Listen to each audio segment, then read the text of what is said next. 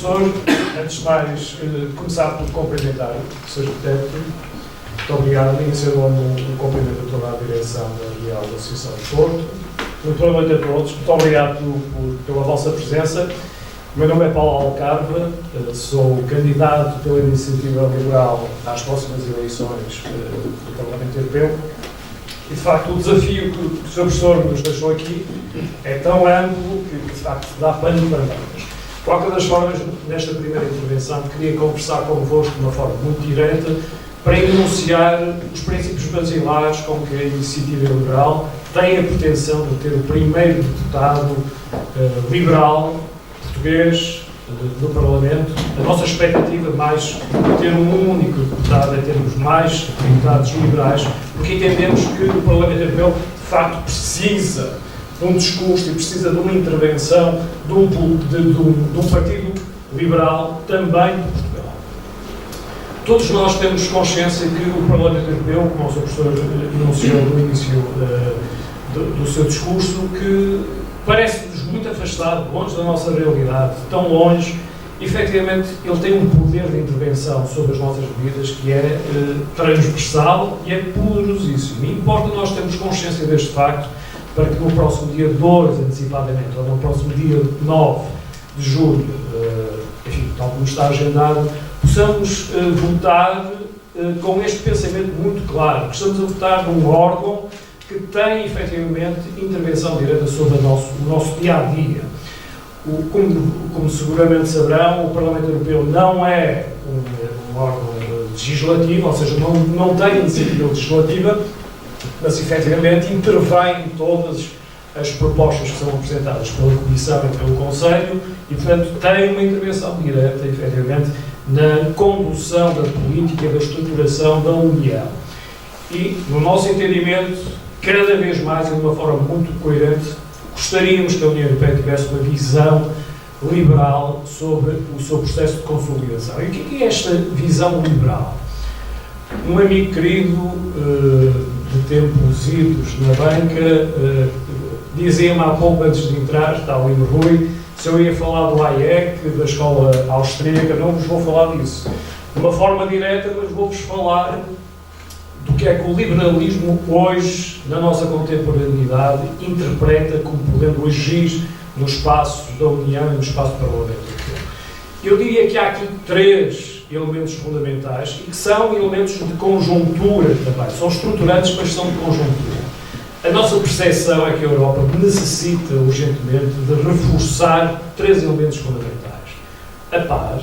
Importa não esquecer que depois da Segunda Guerra Mundial voltamos a ter guerra no espaço da União, ou no espaço da Europa, melhor dizendo, e, portanto, importa afirmar na União Europeia uma política de paz que passa essencialmente por uma política de estarmos ao lado do agredido e refutar de uma forma muito clara a posição do agressor.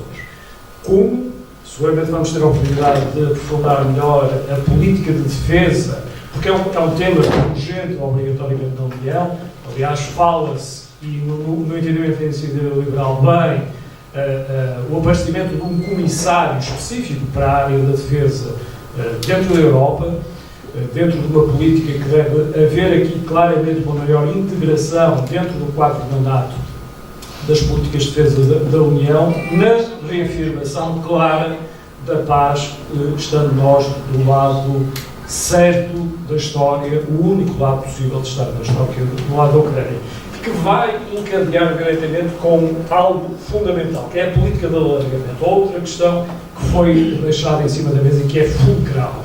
Porque a questão da Ucrânia prende-se muito com a questão do alargamento da União. O alargamento da União, indiscutivelmente, existem 2 polos, a Ucrânia prioritária, a Geórgia cada vez mais também um ponto crucial, mas os Balcãs são indiscutivelmente outra região que importa aglutinar. Não só com uma visão económica, mas também com uma visão económica, claro que seria. O alargamento é a expansão do mercado único.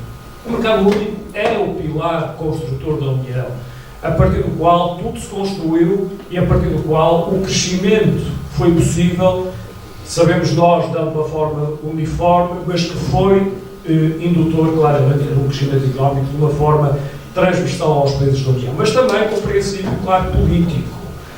O alargamento tem aqui também uma função política, uma função de reafirmar dos ideais das democracias liberais que devem ser positivamente afirmados de forma cabal dentro do espaço da União.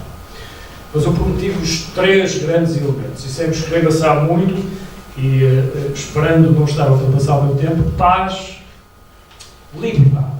A liberdade que nós todos entendemos, ou quase que enfim, eu nasci em 1973 e cresci desde 73 a acreditar que a liberdade era algo, enfim, não discutível, um dado adquirido. Não é nada adquirido.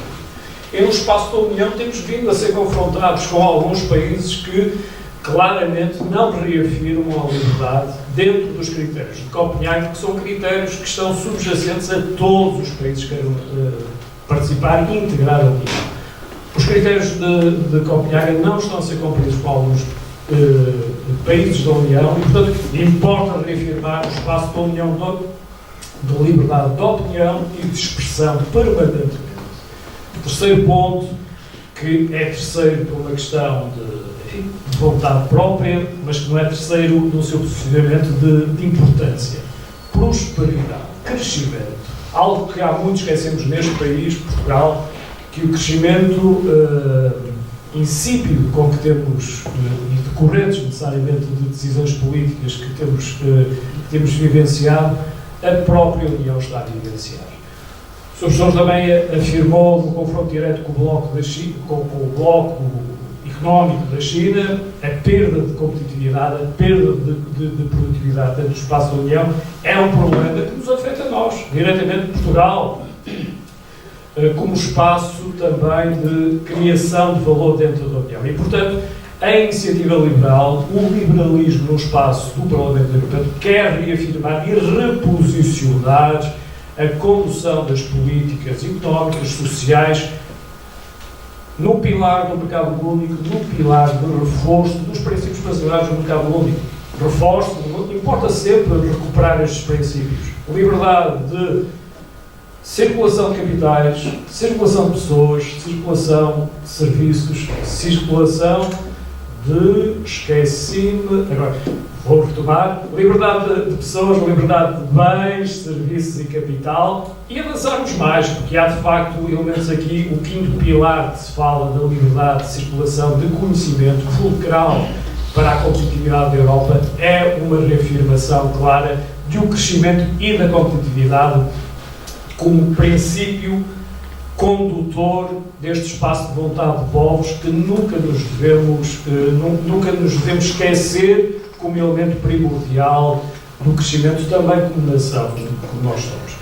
E por isso termino com esta primeira locução, agradecendo obviamente uma vez mais a vossa presença e a vossa atenção, reafirmando estes 3 princípios que são os princípios sobre os quais o nosso candidato e líder, como líder desta proposta de iniciativa liberal, o João Coutinho Figueiredo, tem reafirmado e que todos nós na iniciativa liberal temos comungado desta opinião: o reforço, a recuperação da Europa como espaço de paz, liberdade e prosperidade e crescimento.